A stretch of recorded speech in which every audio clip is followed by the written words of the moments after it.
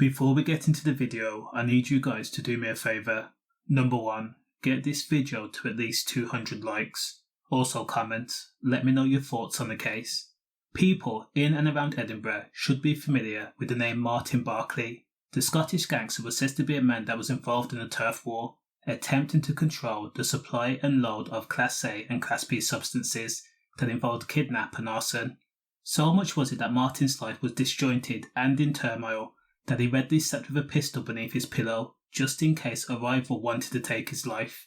So, on January 17th, 2009, Martin had been on a pub crawl, downing point after point after point with pals in order to cope with the fact that he had split with his long-term partner in 2008. Boxing was not clearing his head, and neither was football, both which he enjoyed partaking in, so he turned to gear and drink. Martin still had someone in his life, and that someone was hairdresser and aspiring model Caroline Igoe, whom he had begun a relationship in November 2008. Now they had only been together for 2 months at the time of the M. Caroline was said to be a great actor and a manipulator, and also an opportunist.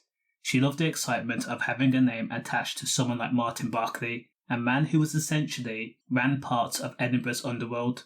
She was also known because of him. She was held in high esteem because of him, and in effect, she created an almost high and mighty character because of him. On the day of the M, Martin and Caroline were seen arguing, and that was one of the reasons why Martin ended up going out for drinks and spending the whole day drinking with his pals. After drinking with his pals, Martin ended up back in the Hazelwood Grove where Caroline and Martin lived, along with Caroline's family, at 5:30 a.m. While standing outside the front doorsteps of the family home, Martin had been met with a pistol to his face, arm extended, finger trembling on the trigger. Martin did not have any time to run, any time to hold up his hands in defence, or even try to reason with the person that was taking aim at him. Because Caroline had left him stunned, she fired, ammo striking his head. The pistol used was his own. Now amazingly, Martin was not pronounced dead at the scene. Sadly, however, he was pronounced dead in hospital later that day. Now police were called and of course investigation was conducted, and police quickly identified Caroline Igoe as the number 1 suspect for a few significant reasons. Number 1, Martin's pistol had been modified to fire live rounds, and the safety catch was difficult to operate. You needed to have experience in order to know how to shift the safety catch. Weeks prior to the shooting, police was told that Caroline knew how to use Martin's pistol. In fact, Martin had showed her how to take the safety off if a rival ever tried to break into the house and take product or cash or even their life. Number 2, police knew from forensic examination that the pistol had been hidden in 2 socks and a pillowcase in the Hazelwood house, which Martin shared with Caroline. The pistol belonged to Martin, so it's very unlikely that a stranger broke into the house, went into the first floor bedroom, turned the place upside down, found the weapon, came back outside and lay in wait for Martin to arrive back home from his drinking session, and then fired upon him. Number 3, before neighbours heard the booming sound of the trigger being pulled, Caroline's name was heard. It was also heard after the shooting to make matters worse. Forensic evidence showed that Caroline had a streak of red on the trousers that she was wearing on the evening Martin lost his life, and DNA proved that the red belonged to Martin, putting her at the scene of the crime. Now after Martin lay on the ground, his pistol was placed next to him. The prosecution alleged that Caroline then went back inside and began talking to her friends, trying to create an alibi.